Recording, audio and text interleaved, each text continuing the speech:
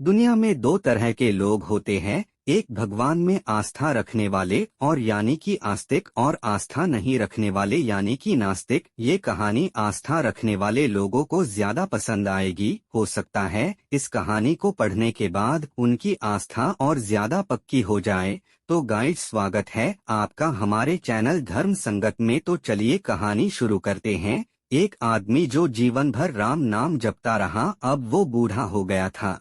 बूढ़ा ही नहीं हुआ था बल्कि इतना कमजोर हो चुका था कि अपनी जगह से बिना किसी सहारे के उठ भी नहीं पाता था। ऐसी स्थिति में भी उसने कभी राम नाम को अपने से अलग नहीं होने दिया। वो पूरा दिन मन में राम नाम लेता रहता। राम नाम की वजह से उसे अपनी तकलीफों को सहन करने की शक्ति मिलती। बूढ़े हो चुके इस आदमी को दो बेटे थे जो उसे नित्य कर्म करने में मदद करते। शुरू में वो बिना कहे ही खुद अपने बूढ़े बाप की सहायता कर दिया करते, फिर धीरे धीरे जब बाप खुद बुलाता तब आते। लेकिन जैसे जैसे वक्त बीतता गया तो वो दो तीन बार पुकारने के बाद भी मुश्किल से आते और कभी कभी रात को ना भी आते। अब हालत ऐसी हो चली थी कि अक्सर बूढ़ा बिस्तर गंदा कर दिया करता और जब तक उसके बेटों से सहायता न मिलती ऐसे ही गंदे बिस्तर में पड़ा रहता। बुढ़ापा बढ़ता जा रहा था, उसकी नजरें कमजोर हो चुकी थी। इतनी बदहाली में भी उस आदमी ने राम नाम का साथ नहीं छोड़ा था। एक बार बूढ़े को नित्य क्रम करना था। उसने आवाज लगाई और अगले ही पल किसी ने उसका हाथ बड़ी कोमलता से पकड़ा और उसे नित्यक्रम करवाकर उसके बिस्तर पर लिटा दिया।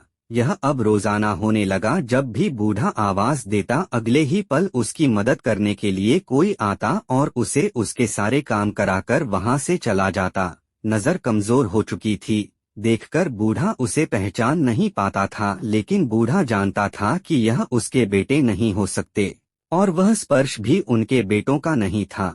एक दिन जब बूढ़े आदमी ने अपने नित्य क्रिया करने के लिए अपने बेटों से मदद मांगी तब अगले ही पल उसे फिर से वही मुलायम वाला स्पर्श महसूस हुआ। सारा काम खत्म करने के बाद बूढ़े आदमी ने उस व्यक्ति का हाथ पकड़ लिया और उससे पूछा, सच सच बताओ, आखिर तुम हो कौन? तुम मेरे बेटे तो नहीं हो सकते। बूढ़े के सवाल के साथ उसके कमरे में बहुत तेज रोशनी हुई और प्रभु ने अपने दिव्य अवतार में वहां पर दर्शन दिए। किसी भी वस्तु को बड़ी मुश्किल से देख पाता था, वही बूढ़ा भगवान के दिव्य रूप को स्पष्ट रूप से देखने में समर्थ हो गया।